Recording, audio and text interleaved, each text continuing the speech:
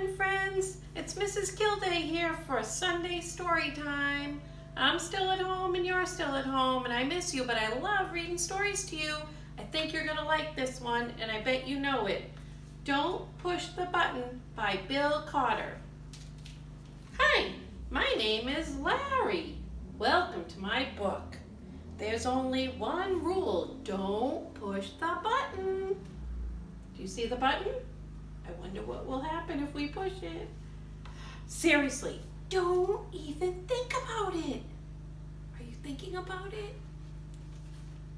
It does look pretty nice though. Maybe you should give that button one little push. All right, ready? Use your imagination and pretend to push the button. Boop. Oh no, what will happen? Oh, now I'm yellow. Push it again. Go ahead, push it again. What will happen? Eek! Now I'm yellow and polka dot. Push it twice. Ready? 1, 2. Did you do it? Ah! Now there's 2 of me. Push it a bunch of times.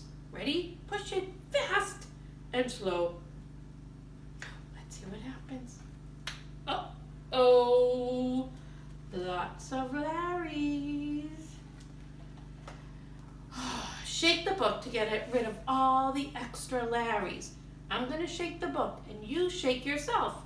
Maybe you can jump up and down, shake your hand, shake your foot, shake your head. Ready? Shake, shake, shake. Almost. A little more. Keep shaking. Keep shaking. Are you shaking? Okay, there we go. It says here to scratch Larry's tummy to get him back to normal. Can you pretend to do that? Maybe you can scratch your tummy too.